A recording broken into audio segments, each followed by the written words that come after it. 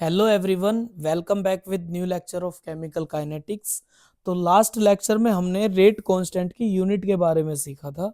तो अब सीखते हैं शून्य कोटि की अभिक्रिया के लिए उसका व्यंजक कैसे प्राप्त करेंगे, उसका फॉर्मूला कैसे ड्राइव करेंगे। तो सीखते हैं। ये है हेडिंग, क्या है हमारे पास में, शून्य कोटि की अभिक्रिया के वेग स्थिरांक का व्यंजक प्राप्त कीजिए। तो कैसे करेंगे, माना हमारे पास में कोई शून्य कोटि की अभिक्रिया है। तो माना शून्य कोटि की अभिक्रिया निम्न है। तो कैसे, सपोज करो ए हमारे पास में रिएक्टेंट था और इससे कोई प्रोडक्ट बना पी। तो शुरू में क्या हुआ, जब हमारे पास में टाइम टी था, टी बराबर जीरो टाइम था। तो एक बात बताओ, अगर हमारे पास में जीरो टाइम है तो जब टाइम ही जीरो है तो क्या कोई प्रोडक्ट बनेगा, क्या कोई रिएक्शन होगी? नहीं होगी। और अगर रिएक्शन नहीं होगी तो प्रोडक्ट भी नहीं बनेगा। तो टाइम जीरो तो प्रोडक्ट कितना बना, जीरो। तो हमने माना जो हमारे पास में ये ए है, इसकी सांद्रता ए है और प्रोडक्ट टाइम जीरो पर बना जीरो। और अगर हमारे पास में टाइम टी बराबर टी टाइम है तो प्रोडक्ट हमारे पास में, सपोज दैट हमने माना एक्स प्रोडक्ट बना। तो ये एक्स प्रोडक्ट तभी तो बना जब इस ए में से एक्स वाला पार्ट खत्म हो गया। इसका मतलब ए में से टी टाइम पर एक्स पार्ट खत्म हो गया। तो हम इसको लिख सकते हैं कि ए माइनस एक्स। ये इतना ही तो बचा जब एक्स प्रोडक्ट बन गया ए में से, तो ए माइनस एक्स बचा टाइम टी पर ए की सांद्रता। तो अगर हम अभिक्रिया का वेग लिखना चाहें तो कैसे लिखेंगे, अभिक्रिया का वेग, अभिक्रिया का वेग डायरेक्टली प्रोपोर्शनल। अभिक्रिया के वेग को हम रिप्रेजेंट करते हैं d x divide by d T, directly proportional. अब देखो, हमें पता है कि ये जो अभिक्रिया का वेग है ये कॉन्सेंट्रेशन पर डिपेंड करेगा। तो कैसे लिखेंगे, डायरेक्टली प्रोपोर्शनल कैसे होता है, ए माइनस एक्स, ए माइनस एक्स की पावर जीरो। क्यों जीरो, क्यों? क्योंकि ये शून्य कोटि की अभिक्रिया है, ये शून्य कोटि है, एक शून्य कोटि की अभिक्रिया निम्न है। तो ये शून्य कोटि है तो यहाँ पर जीरो ही तो आएगा। वेग स्थिरांक के पदों में अभिकारक की सांद्रता की घातों का योग ही क्या होता है, कोटि कहलाता है। तो इसकी पावर जीरो। तो अब अगर कभी किसी की भी पावर ए की पावर जीरो, उसकी वैल्यू एक, बी की पावर जीरो, किसी की भी पावर अगर जीरो तो उसकी वैल्यू होती है वन। तो हम इसको क्या लिख सकते हैं, अगर यहाँ से प्रोपोर्शनल हटाएं तो इसको लिख सकते हैं d x divide by d t equal to k. क्योंकि ए माइनस एक्स की पावर जीरो है तो इसकी वैल्यू कितनी आ गई, वन। और 21 में मल्टीप्लाई करेंगे तो उससे कोई मतलब नहीं है, के ही तो रहेगा। तो अब हम इसको क्या कर सकते हैं, मैंने इसको dt को इधर जाकर मल्टीप्लाई कर दिया तो क्या हो जाएगा, d x equal to k d t, d x equal to k d t. अब इसका करेंगे इंटीग्रेशन, समाकलन करने पर, समाकलन, समाकलन करने पर इंटीग्रेशन बोलते हैं, इसको बोलेंगे on integration, on integration. Integration का साइन होता है ये कुछ ऐसे करके, ऐसे ये इंटीग्रेशन होता है। तो इंटीग्रेशन करेंगे तो क्या, कैसे लिखेंगे, इसमें इंटीग्रेशन चढ़ा देंगे दोनों तरफ। तो integration d x equal to integration के डी टी। अब कुछ मैथ के बेसिक फॉर्मूले समझो, इसको तब करते हैं। देखो, अगर कभी एक दिया हुआ है और उसका हमें इंटीग्रेशन करना है एक्स के रेस्पेक्ट में, एक का इंटीग्रेशन करना है एक्स के रेस्पेक्ट में, जो यहाँ पर लिखा हुआ है ना उसी के रेस्पेक्ट में करना है। तो जब इसका इंटीग्रेशन करेंगे तो वैल्यू आ जाएगी इक्वल टू एक्स, वैल्यू आ जाएगी एक का इंटीग्रेशन एक्स प्लस एक कांस्टेंट लगा देंगे सी। ठीक है, जैसे सपोज करो एक फॉर्मूला है इंटीग्रेशन एक्स की power n d x equal to, formula क्या है, एक्स की power n plus one divide by n plus one plus c, एक कांस्टेंट लगा देंगे। किसका इंटीग्रेशन करा, एक्स की पावर एन का इंटीग्रेशन करा एक्स के रेस्पेक्ट में। सपोज करो जैसे ये वाला फॉर्मूला है, यहाँ पर मैंने एक का इंटीग्रेशन एक्स के रेस्पेक्ट में करा तो वैल्यू क्या आई एक्स प्लस सी।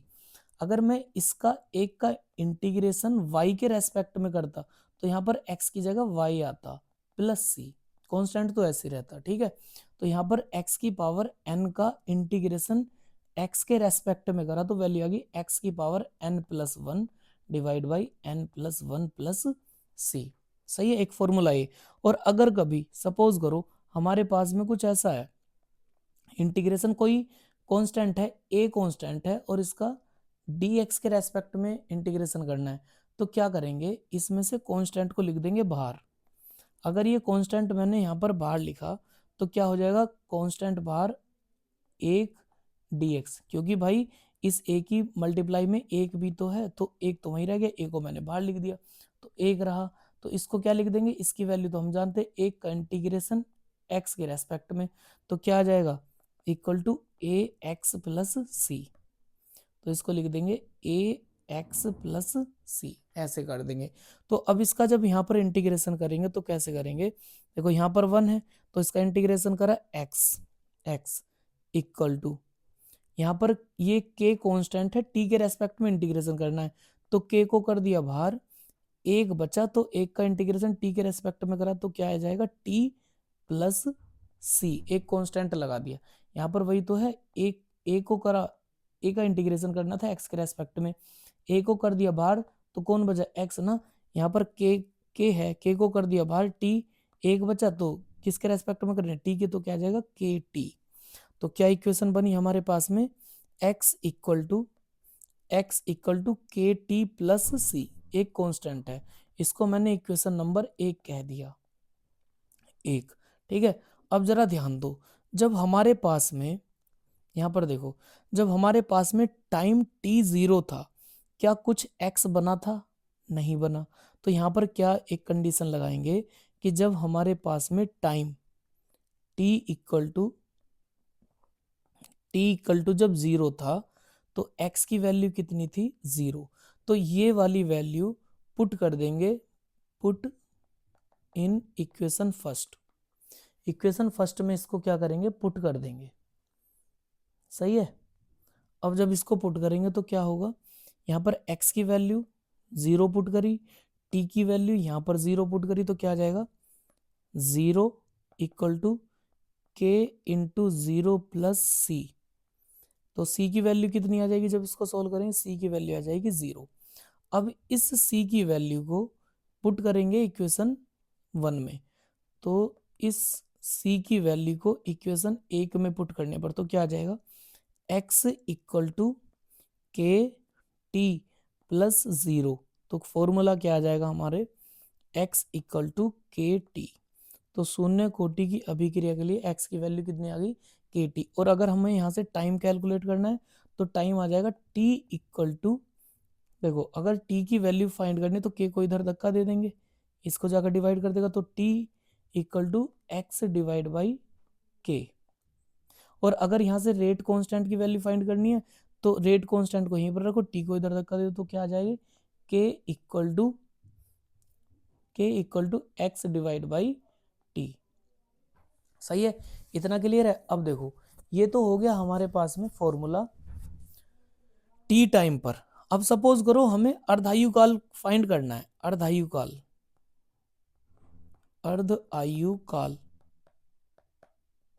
के लिए, अर्धायुकाल के लिए क्या करेंगे, देखो यहां पर समझो, या देखो यहीं पर समझाता हूं। अगर हमारे पास में ए रिएक्टेंट था, पी प्रोडक्ट बना, जब टाइम हमारे पास जीरो था तो इसकी सांद्रता ए थी, ये जीरो बना। और जब टी टाइम हमारे पास में आधा हो जाएगा तो ये भी तो, ये वाली सांद्रता भी तो आधी प्रोडक्ट में कन्वर्ट हो जाएगी। इसका मतलब कितनी, ये हो जाएगी a बटे टू। तो इसमें से कितना कम हो जाएगा, a minus A by two. और जब इसको सोल्व करेंगे, इसको देखो ये एक है, ये आधा है, एक में से आधा गया तो आधा ही तो बचा, a बटे दो, है ना, ये a बटे दो बचेगा। या फिर इसको ऐसे देख लो एलसीएम लेकर कि दो, इसका एलसीएम लिया, दो की यहाँ पर मल्टीप्लाई, टू ए माइनस ए, तो दो ए में से ए गया तो ऊपर a बटे दो, है ना, ये आ जाएगा। तो t हाफ पर ये जो हमारे पास में पहले x था, x ही तो था ये यहाँ पर, ये a-x, तो इसकी वैल्यू कितनी है देखो, सॉरी, ये वाले x कितना बना t हाफ पर, ये a/2 बना। तो इसका मतलब ये हुआ कि जब हमारा हमने क्या करा अर्धायु काल के लिए, जब time t equal to t half लिया, टी हाफ, तो x की वैल्यू कितनी हो गई, x हमारे पास में a/2 बना। ये टी हाफ ऐसे मत समझना कि ये ऐसे लिखा हुआ है, t/2 नहीं है ये टी हाफ है अर्धायु काल, इसको टी हाफ ऐसे लिख रहे हैं, ठीक है। तो क्या करेंगे, टी की जगह टी हाफ पुट कर देंगे, एक्स की जगह a/2 पुट कर देंगे। तो करते हैं, इस इक्वेशन को मैंने 2 माना, इक्वेशन 2 से, इक्वेशन 2 से, इक्वेशन 2 से कैसे करेंगे, यहाँ पर x की वैल्यू a/2 पुट कर दी और t की वैल्यू टी हाफ, तो क्या आ जाएगा भाई, यहाँ पर लिख दिया a/2 equal to k t half, t half.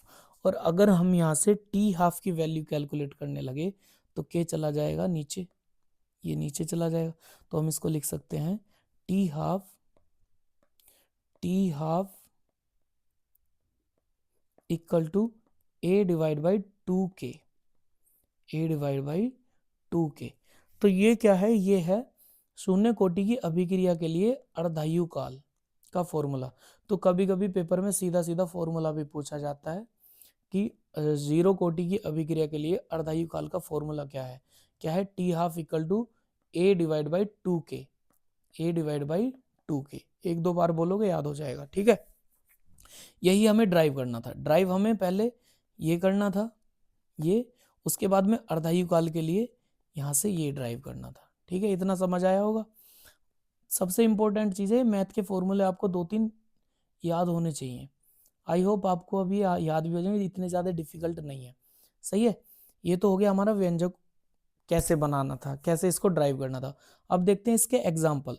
एक बात बताओ, जब हमने यहाँ पर अभिक्रिया का वेग लिखा, तो अभिक्रिया का वेग लिखा dx/dt डायरेक्टली प्रोपोर्शनल a-x की पावर 0। तो भाई यहाँ पर अगर मैंने इस अभिकारक की पावर 0 कर दी और आगे नेक्स्ट पद में dx/dt को, क्या यहाँ पर अभिकारक की सांद्रता दिखी, नहीं दिखी।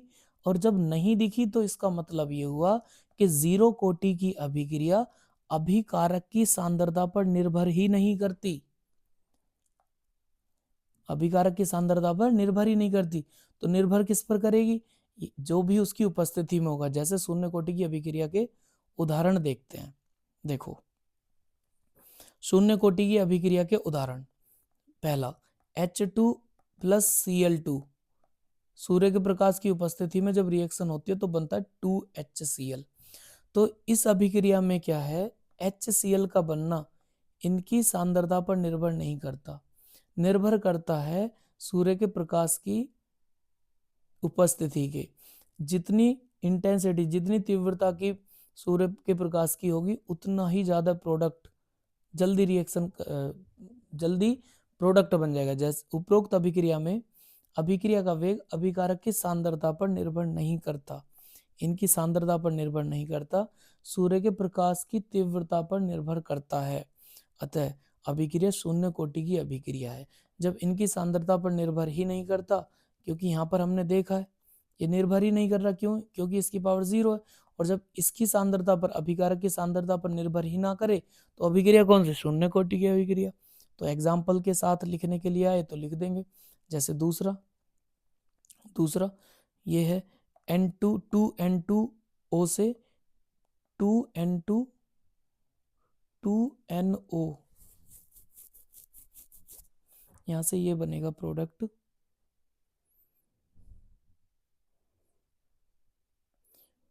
2NO, सॉरी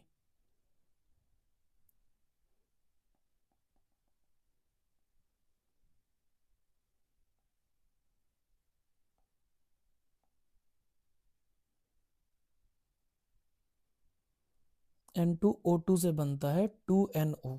सही है, ये प्रोडक्ट बनता है। तो ये क्या करेगा, ये प्लेटिनम के सरफेस पर डिपेंड करता है, ना कि इस N2O2 की सांद्रता पर। तो लिख देंगे उपरोक्त अभिक्रिया में अभिक्रिया का वेग प्लेटिनम के पृष्ठीय क्षेत्रफल पर निर्भर करता है, N2O2 पर निर्भर नहीं करता, अतः उपरोक्त अभिक्रिया शून्य कोटि की अभिक्रिया है।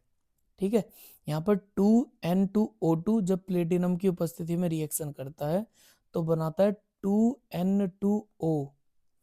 अभी यहाँ पर नाइट्रोजन तो पूरे हैं, ऑक्सीजन यहाँ पर 4 है, यहाँ पर 2 हैं, तो 2 ऑक्सीजन बाहर निकल जाते हैं, मतलब O2 बाहर निकल जाता है। सही है, तो इस प्लेटिनम के सरफेस पर डिपेंड करता है, ना कि इसकी सांद्रता पर। आई होप आपको जीरो ऑर्डर की